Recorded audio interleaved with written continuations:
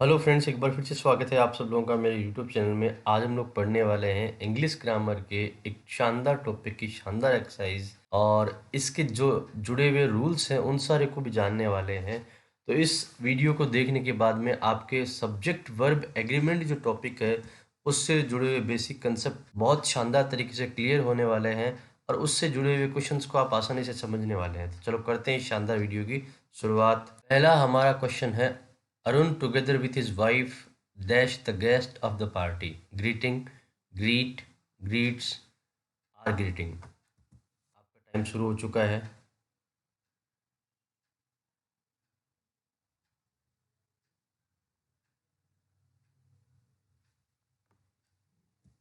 देखिए फ्रेंड्स, यहाँ पे आंसर आएगा ग्रीट्स। मैं आपको बता दूँ, जब भी किसी सेंटेंस के अंदर ऐसे वर्ड आते हैं with, together with, as well as, besides, ऐसे वर्ड जब भी किसी सेंटेंस में आते हैं तो वो क्या करते हैं, दो नाउन्स को या दो सब्जेक्ट को कनेक्ट करते हैं। जैसे यहाँ पे अरुण आ गया और हिज वाइफ आ गया, ये दोनों सिंगुलर हैं, अरुण भी सिंगुलर है, हिज वाइफ भी सिंगुलर है। यहाँ पे ऐसे कनेक्टिव्स जब भी आते हैं तो हमें फर्स्ट नाउन या फर्स्ट सब्जेक्ट को फॉलो करना होता है।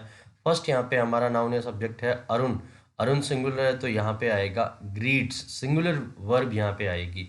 यहाँ पे केवल ग्रीटिंग आएगा नहीं, केवल ग्रीट यहाँ आ नहीं सकता, और यहाँ पे आर ग्रीटिंग यहाँ पे हमारा होगा नहीं, तो आंसर होगा हमारा ग्रीट्स। फिर मैं बता रहा हूँ, यदि किसी सेंटेंस में together with, along with, as well as, besides, इस तरह के वर्ड आते हैं, वो दो नाउन्स को कनेक्ट करते हैं, तो फर्स्ट नाउन को हमें फॉलो करना है। अगर वो सिंगुलर है तो सिंगुलर वर्ब, अगर वो प्लूरल है तो प्लूरल वर्ब। सेकेंड सेंटेंस है, there dash many difficulties regarding the situation, should, was, were, is.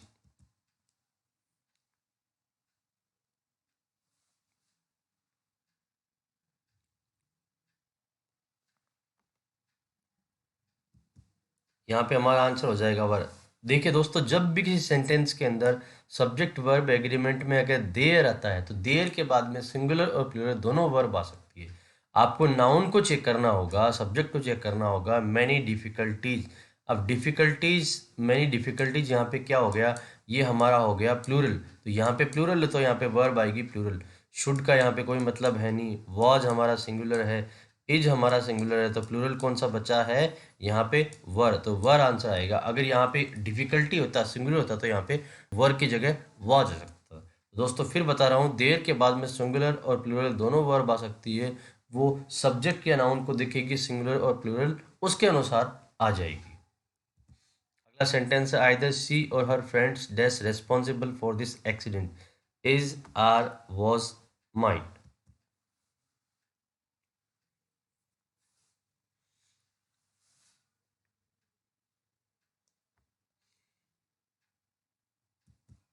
दोस्तों यहाँ पे आ जाएगा आर।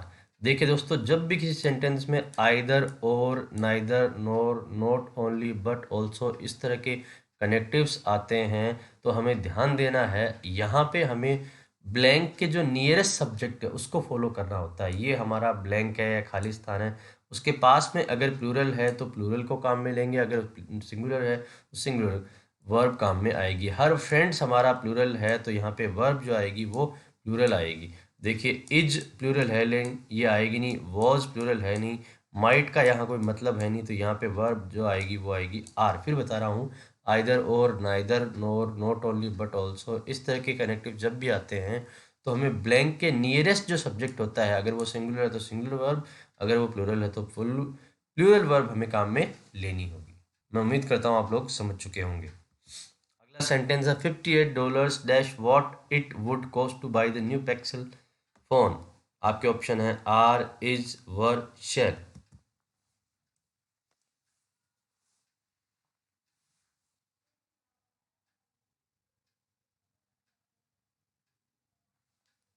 यहाँ दोस्तों आपका आंसर होगा इज। मैं आपको बताना चाह रहा हूँ, $58, इनको देखने से लगता है कि ये क्या है, प्लूरल। डॉलर्स, इसको देखने से लगता है कि ये प्लूरल है।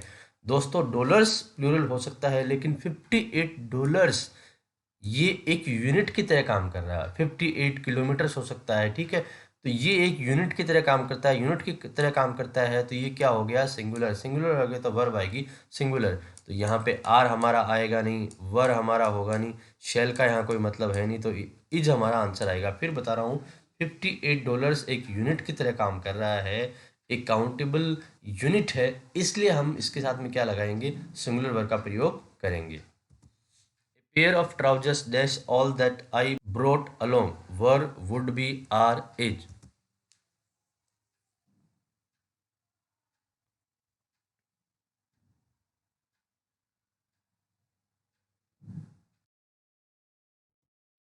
यहाँ हमारा आंसर होगा इज। दोस्तों जब भी केवल ट्राउजर्स आता है तो ट्राउजर्स जो हमारा होता है वो प्लूरल होता है, उसके साथ में प्लूरल वर्ब लगाएंगे, लेकिन यहाँ पे हो गया ए पेयर। ए पेयर आते ही ये सिंगुलर हो जाएगा, तो यहाँ पे सिंगुलर वर्ब आ जाएगी। तो यहाँ पे ट्राउजर्स के साथ में वर आएगा नहीं, वुड भी का कोई मतलब है नहीं, प्लूरल आर का कुछ होगा नहीं, इज यहाँ पे आंसर होगा। फिर मैं बता रहा हूँ, ट्राउजर्स केवल अगर होता तो प्लूरल वर्ब होती, लेकिन यहाँ पे ए पेयर ऑफ आया है, इसलिए यहाँ पे सिंगुलर वर्ब आएगी जो कि होगी हमारी इज। दोस्तों अगला हमारा सेंटेंस है, everything dash fine when it's done correctly, work works worked will work. आपको सोचना है कि क्या जवाब हो सकता है।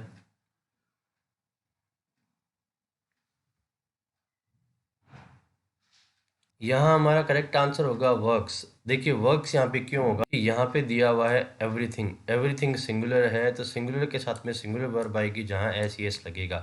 तो वर्क का यहाँ आने का कोई मतलब नहीं है, वर्कड पास्ट यहाँ आएगा नहीं, विल वर्क का यहाँ कोई तुक नहीं है। तो एवरीथिंग ये जो होता है इसके साथ में सिंगुलर वर्क आएगी, क्योंकि आगे भी दिया हुआ है इट इज़ डन करेक्टली, ये सिंगुलर है, यहाँ पे सिंगुलर वर्ब आएगी, तो इसलिए यहाँ पे आ जाएगा आंसर हमारा वर्क्स। अगला सेंटेंस है, Ronaldo and Messi dash the greatest football players of the 21st century. Option है वर, आर, वॉज, इज।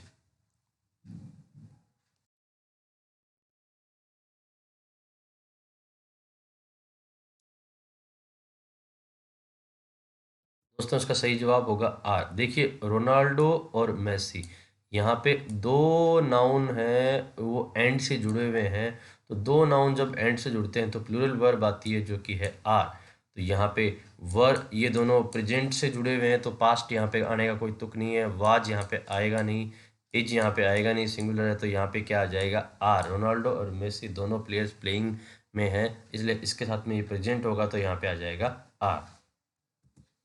अगला सेंटेंस है, none of them dash able to solve this question, were, would be, was, are.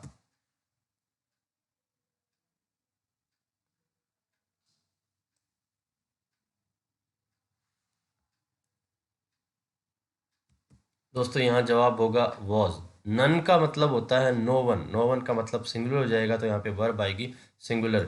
वर का कोई मतलब नहीं है, would be का कोई मतलब नहीं है, आर का कोई मतलब नहीं है, तो यहाँ पे आंसर आ जाएगा हमारा was. Here dash the tomb of Albert Einstein, lie, lies, lying, लाई।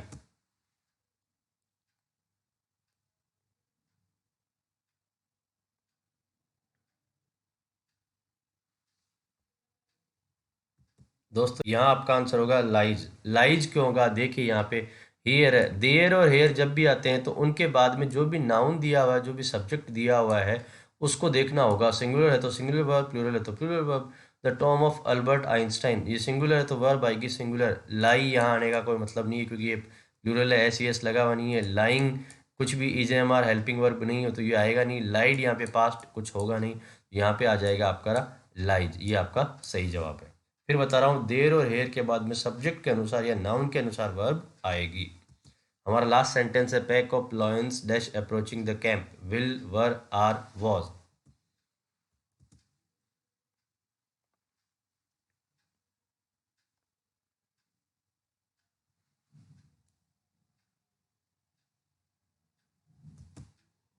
इसका सही जवाब हो गया वॉज। देखिए दोस्तों, एपैक ऑफ लॉयंस, एपैक ये कलेक्टिव नाउन है, और कलेक्टिव नाउन एक यूनिट की तरह काम कर रहा है, इसलिए यहाँ पे वर्ब आएगी सिंगुलर। जब भी कलेक्टिव नाउन एक यूनिट की तरह काम करेगा तो वर्ब आएगी सिंगुलर, लेकिन जब भी कलेक्टिव नाउन एक यूनिट की तरह काम नहीं करेगा तो वर्ब आएगी हमारी प्लूरल। तो यहाँ पे एक यूनिट की तरह काम कर रहा है, तो ये वर्ब आ गई सिंगुलर। देखिए विल का कोई मतलब नहीं है, वर्ब प्लूरल है, आर हमारा प्लूरल है, तो एक ही ऑप्शन बचता है, वो हमारा वाज। दोस्तों मैं उम्मीद करता हूँ ये वीडियो आपको पसंद आया होगा। इंग्लिश ग्रामर के अन्य टॉपिक के वीडियोज़ को देखने के लिए प्लीज़ हमारे चैनल को सब्सक्राइब करें। Thank you so much.